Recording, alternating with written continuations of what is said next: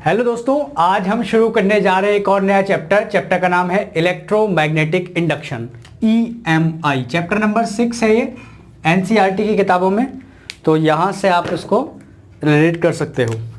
चलिए शुरुआत करते हैं chapter number 6 EMI electromagnetic induction.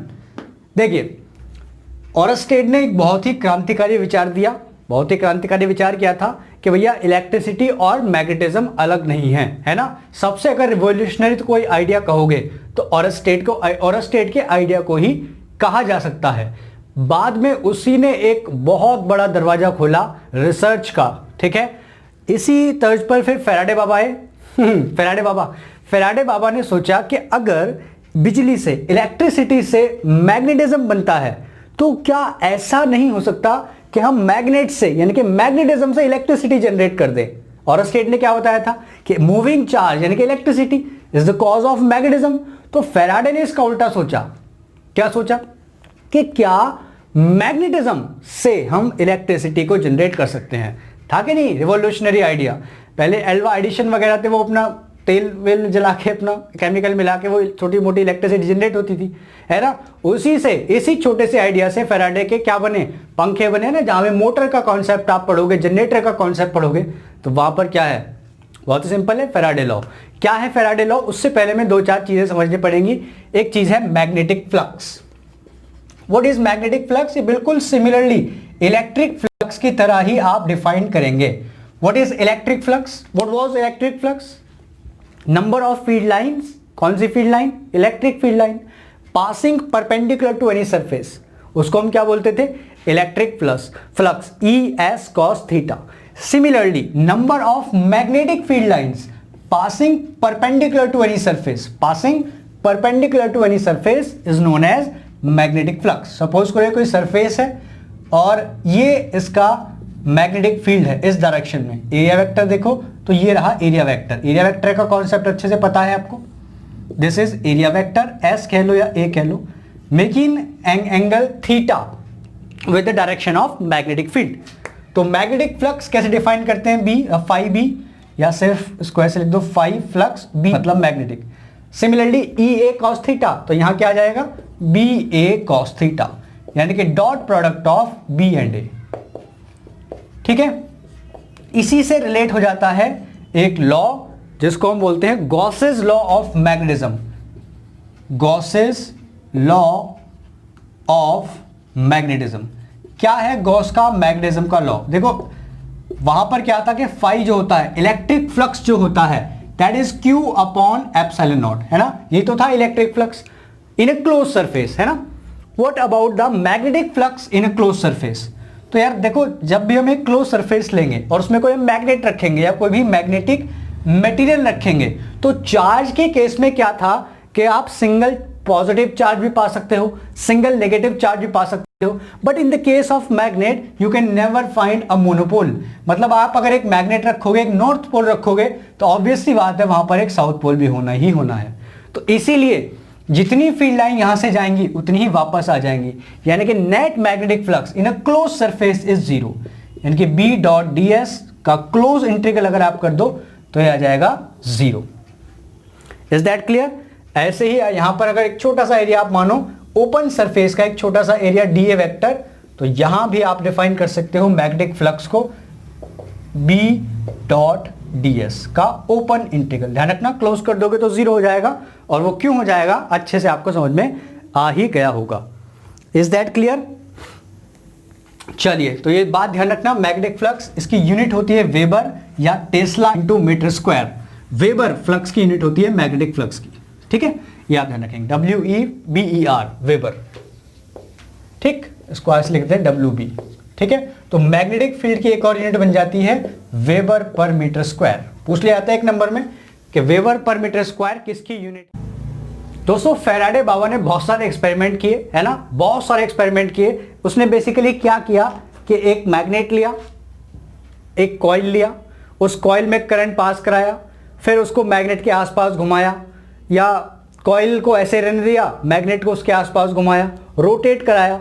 इस तरह के उसने बहुत सारे एक्सपेरिमेंट किए। अगर एक लाइन में मैं बोलूं तो उसने मैग्नेट और एक कॉइल विदाउट कैरिंग करंट, है ना। एक मैग्नेट और एक कॉइल के बीच में रिलेटिव मोशन कराया, कभी मैग्नेट को उसके अंदर ले गया, कभी बाहर ले गया, कभी कॉइल को उसके चारों तरफ घुमाया, तो there was a relative motion between coil and the magnet. तो उससे उसने क्या देखा कि when there is a relative motion between coil and magnet then an EMF induce in the coil. मतलब ये एक मैग्नेट रखी हुई है इस तरह से नॉर्थ साउथ इस तरह से कुछ भी, और ये एक कॉइल है, क्लियर है, ये गैल्वेनोमीटर से कनेक्ट है, इसमें कोई करंट नहीं आ रहा सॉरी, ये सिर्फ गैल्वेनोमीटर से कनेक्ट है। जब तक ये मैग्नेट रखी है, ये स्टेबल है, ये भी स्टेबल है, देयर इज नो करंट, कोई करंट नहीं है। जैसे हम इसके पास मैग्नेट लेकर के आए, जैसे ही मैग्नेट लेकर आए, सुई हिली, फिर बंद, शांत हो गई। अच्छा, फिर क्या किया, अगर हमने इस मैग्नेट को इसके आसपास रोटेट कराना, घुमाना, ट्रांजिशनल मोशन कराना शुरू कर दिया, तब देखते हैं कि इसमें एक डिफ्लेक्शन आता रहता है। या इस कॉइल को इस मैग्नेट के चारों तरफ घुमाना शुरू कर दिया, तब भी इसमें एक डिफ्लेक्शन देखा गया। तो फैराडे ने इसी से बहुत सारे एक्सपेरिमेंट ऐसे किए और निष्कर्ष निकाला कि when there is a relative motion between the magnet and the coil, magnet and the coil, then there induces an EMF, electromotive force यानी कि voltage in the coil, nearby coil, and this is known as electromagnetic induction।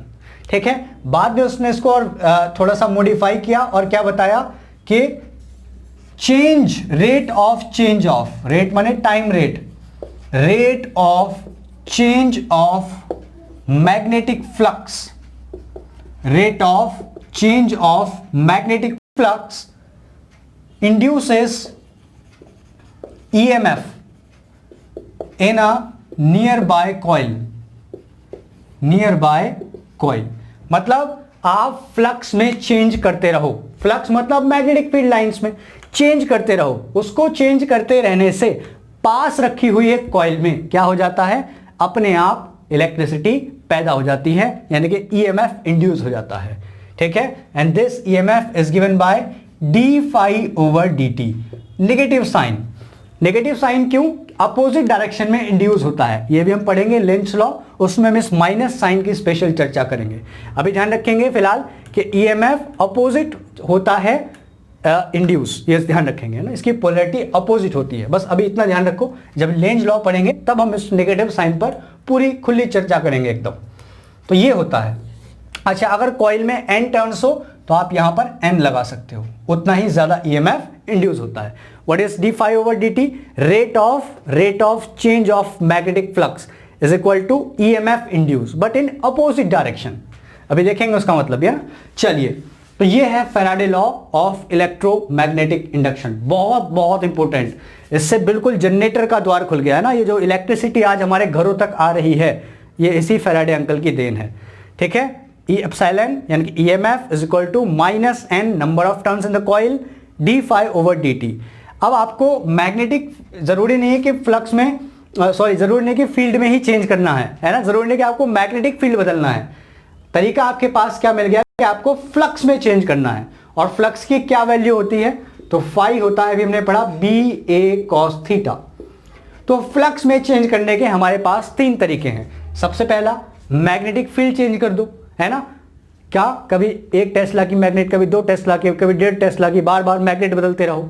या कोई अगर current carrying element है, उसमें बार बार current की value बदलते रहो, तो मैग्नेटिक फील्ड बदलता रहेगा।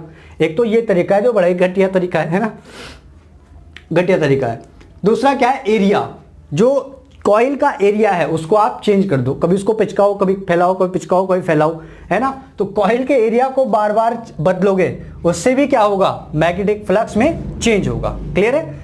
तीसरा जो सबसे बढ़िया तरीका है, थीटा, एंगल चेंज कर दो बस। एंगल मतलब एरिया वेक्टर और मैग्नेटिक फील्ड का। अभी देखो, मैग्नेटिक फील्ड सपोज करो इस डायरेक्शन में है और एरिया वेक्टर इस डायरेक्शन में है, अभी 90 डिग्री है, इसको घुमाते रहो बस, कॉइल को इस तरह से घुमाते रहोगे तो क्या होगा, एंगल बदलता रहेगा मैग्नेटिक फील्ड और एरिया वेक्टर के बीच का। तो कुछ नहीं करना, सबसे बढ़िया तरीका मिल गया कि सिर्फ थीटा को चेंज कर दो, रोटेट कराते रहो कॉइल को मैग्नेट के अंदर, यानी कि मैग्नेटिक फील्ड के अंदर। उससे क्या होगा, फील्ड लाइन बार बार चेंज होती रहेंगी, यानी कि फ्लक्स चेंज हो जाएगा। जनरेटर हम इसी प्रिंसिपल पर काम करते हैं ना, डायनामो भी पढ़ेंगे, तो जनरेटर एसी पे तो काम करता है, उसमें क्या होता है, कॉइल घूमती रहती है, है ना, घूमती है मतलब क्या, थीटा चेंज होता रहता है, तो और थीटा चेंज होने से क्या होता है, फ्लक्स में चेंज होता है, और फ्लक्स में चेंज होने की वजह से क्या होता है, पास रखी हुई कॉइल में ईएमएफ इंड्यूस हो जाता है। ठीक है, तो ये फैराडे का नियम है, फैराडे का लॉ है, आप इसको याद रखोगे। अगर ये जो कॉइल है, ये कॉइल पूरी है, मतलब एक गैल्वेनोमीटर से कनेक्ट है, सर्किट पूरा है, तो इसमें करंट भी फ्लो होगा। सपोज करो इस पूरी कॉइल का रेजिस्टेंस आई आर है, तो इसमें एक time variant current I flow होने लगेगा, है ना, क्योंकि देखो ये एप्सिलॉन जो है टाइम पर डिपेंड करता है ना, जैसे टाइम घटाओगे बढ़ाओगे उस हिसाब से एप्सिलॉन चेंज होता रहता है, तो इसीलिए करंट भी चेंज होगा। तो करंट की वैल्यू आप सिंपल बता सकते हो ओम्स लॉ से, I बराबर V अपॉन आर, यानी कि एप्सिलॉन अपॉन कैपिटल आर, तो ये हो जाएगा -N upon are into d∅/dt, है ना। अगर चेंज इन फ्लक्स सिग्निफिकेंट हो, थोड़ा सा बड़ा चेंज हो, तो हम पता है उसको क्या लिख सकते हैं, d∅ को हम डेल्टा फाई लिख सकते हैं और dt को लिख सकते हैं हम डेल्टा t। तब हम I की वैल्यू इस तरह से लिख सकते हैं -N upon R delta phi यानी कि change in flux upon delta t यानी कि टाइम। क्लियर है, तो ये एक टाइम वेरिएंट करंट होता है, जिसको भी हम पढ़ेंगे इसको अल्टरनेटिंग करंट कहते हैं। अगला चैप्टर पूरा यही है, अल्टरनेटिंग करंट। ठीक है, तो अभी तक हम फैराडे लॉ समझ में आ गया हमें क्या है कि change in rate of change of flux is equal to magnetic field is equal to EMF induce in the nearby coil. और उसको चेंज करने के क्या तरीके हैं, तो ये हमने 3 तरीके देखे, या तो मैग्नेटिक फील्ड को बदलते रहो, या एरिया को बदलते रहो कॉइल के, या थीटा को भी आप घुमा घुमा के चेंज कर सकते हो। उन तीनों चीजों से मैग्नेटिक फ्लक्स में चेंज आएगा, जिसकी वजह से ईएमएफ इंड्यूस होता है। ठीक है, और हम ये 2-3 तरीके पढ़ेंगे मतलब इस चैप्टर में ही। ओके, तो ये था फैराडे लॉ, और ये था आई की वैल्यू इससे रिलेटेड, और आई से आप बच्चों चार्ज भी निकाल सकते हो। आई में अभी देखा, अभी हम मान लेते हैं कि फॉर अ सिंगल टर्न अगर एक ही टर्न हो तो आई की वैल्यू हो जाएगी -1 upon R delta phi upon delta t, है ना, सिग्निफिकेंटली। अच्छा, फिर से अगर बहुत छोटा चेंज हो, यानी कि डेल्टा फाई टेंड्स टू 0, तो उसको आप डी फाई लिख सकते हो। तो आई कितना हो गया, -1 अपॉन आर d∅/dt, और I की वैल्यू क्या होती है, dq अपॉन dt, ये तो याद ही है ना, I is the rate of change of charge, तो इसको आप लिख सकते हो dq/dt is equal to -1 upon R d∅/dt। तो dt से dt का ऑपरेशन कैंसिल हो गया, और हमारे पास dq आ गया -d∅/r, या 1 अपॉन आर इंटू d∅। फिर से फॉर सिग्निफिकेंट चेंज आप dq को रिप्लेस करते हो डेल्टा q से, और d∅ को रिप्लेस कर सकते हो डेल्टा फाई से। तो यहां पे डेल्टा q की वैल्यू आ जाएगी -डेल्टा फाई अपॉन आर, यानी कि कितना चार्ज इंड्यूस होगा, तो फ्लक्स में change divided by the resistance. ठीक है, तो ये बात आपको ध्यान रखनी है। ये पूछा जाता है कि भैया find the relation between charge and change in flux, तो ये आपको करके आ जाए, सिंपल सी चीज है। ओके, तो अब इस पर देखो एक क्वेश्चन देखते हैं, उससे आपको और बेहतर से ये क्लियर होगा। फैराडे लॉ की एनिमेशन अभी देखेंगे हम, उससे हमें और भी ज़्यादा ये बात क्लियर हो जाएगी। चलिए एनिमेशन देखो, उसके बाद हम क्वेश्चन करेंगे।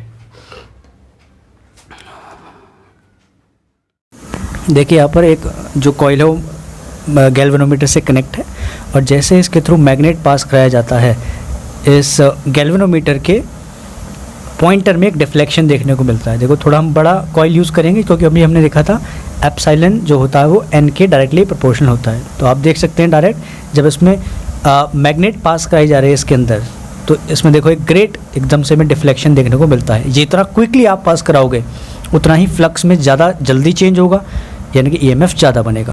देखो बच्चों, इस पर बेस एक क्वेश्चन देख लेते हैं, बिल्कुल आपको कॉन्सेप्ट क्लियर कर देगा। Square loop ACDE of area 20 centimetre square, तो एरिया दे रखा है 20 इंटू 10⁻⁻⁴ है ना, मीटर स्क्वायर में कन्वर्ट कर लो। एंड रेजिस्टेंस दे रखा है उस लूप का 5 ohm, is rotated in a magnetic field, और ये बी की वैल्यू दे रखी है 2 टेस्ला थ्रू 180 डिग्री। तो थीटा कितना हो गया, 180 डिग्री उसको रोटेट कर दिया, तो यहां पर लिख देंगे theta is equal to 180 degree. Clear है। अच्छा, find epsilon I and delta q in 0.01 second. तो एप्सिलॉन क्या होता है फैराडे लॉ के हिसाब से, minus delta phi upon delta t, यानी कि change in flux upon delta time. Delta t क्या हो गया? टाइम। तो फ्लक्स में कितना चेंज हुआ? तो जब इनिशियली स्क्वायर लूप रखी थी 0 डिग्री एंगल बनाते हुए मैग्नेटिक फील्ड से, उस टाइम पर फ्लक्स, और जब उसको 180 डिग्री रोटेट कर दिया उस टाइम पर फ्लक्स, दोनों में हमें चेंज निकालना है ना। Square loop is rotated through 180 degree, तो जब कितना फ्लक्स में चेंज हुआ 180 डिग्री रोटेट करने में, तो यहां कितना फ्लक्स है 0 डिग्री पर, फिर 180 डिग्री पर कितना फ्लक्स है, दोनों को माइनस कर देंगे। तो पहले हम निकालेंगे इनिशियल फ्लक्स, है ना, जब उसको रोटेट नहीं किया, इनिशियल फ्लक्स। तो फाई कितना होता है? बी ए कॉस थीटा, इसको आप कह दो फाई इनिशियल। बी कितना है? 2, एरिया कितना है? 20 इंटू 10 टू द पावर -4, और इनिशियली तो अलाइन है दोनों, तो कॉस 0 हो गया एंगल, कॉस 0 1 होता है, तो ये हो गया 40 into 10 to the power -4 weber, है ना। अब हमने इसको क्या किया? 180 डिग्री रोटेट कर दिया, तो एंगल कितना हो गया मैग्नेटिक फील्ड और एरिया वेक्टर के बीच में? 180 डिग्री। तो आप फाई 2 निकाल लो या फाई एफ निकाल लो। फाइनल मैग्नेटिक फ्लक्स बी ए कॉस थीटा, बी की वैल्यू वही है, एरिया बदला नहीं है, सिर्फ एंगल बदला है ना। और कॉस थीटा हो गया कॉस 180 जो होता है -1, तो यहां आ गया -40 into 10 to the power -4 weber, है ना। Now what is the change in flux during this time? तो we can find delta phi which is phi final minus phi initial. Phi final की वैल्यू बताओ, -40, 10 टू द पावर -4 कॉमन ले लेंगे ना, और minus initially कितना है 40 into 10 to the power -4, तो ये हो गया -80 into 10 to the power -4 weber. ये आ गया change in flux. Now you can easily calculate epsilon, that is minus delta phi which is -80 into 10 to the power -4 upon delta t, यानी कि time कितना लिया 0.01 सेकेंड, है ना। तो ये हो गया 0.01, ये एक्चुअल में 10 टू द पावर -2 है, ऊपर जाके प्लस हो जाएगी, तो आएगा माइनस प्लस हो गया 0.8 वोल्ट। क्लियर है? तो ये 0.8 वोल्ट इतना ईएमएफ जनरेट हो जाएगा। सिंपल सा सवाल था ना। तो चेंज इन फ्लक्स इसमें हमने निकाला, इनिशियल फ्लक्स और फिर फाइनल जब 180 डिग्री रोटेट कर दिया। ठीक, अच्छा ये वैल्यू आ गई, तो अब आप सिंपली आई की वैल्यू निकाल सकते हो।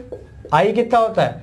एप्सिलॉन अपॉन आर, यानी कि 0.8 अपॉन रेजिस्टेंस कितना है 5 ओम, तो ये आ गया कितना 0.5 बन जाए 5 और 5 6 जा 30 एम्पियर, 0.16 एम्पियर।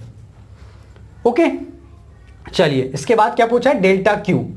तो हम जानते हैं यार आई की वैल्यू क्या है? Delta Q upon delta T, तो यहां से आप डेल्टा क्यू निकाल सकते हो, आई इंटू डेल्टा टी। आई की वैल्यू रख दो 0.16 इंटू 0.01, जो भी आएगा सॉल्व करके कूलॉम। दैट्स इट, सिंपल था ना। तो ये फैराडे लॉ है, बहुत इंपॉर्टेंट, इसको आपने बहुत ही बढ़िया से पढ़ना है, क्योंकि अब आगे इसी के सारे एप्लीकेशन चलेंगे। कल को हम पढ़ेंगे लेंस लॉ, जो भी बहुत इंपॉर्टेंट टॉपिक है। ओके बच्चों, tata bye bye, take care, see you.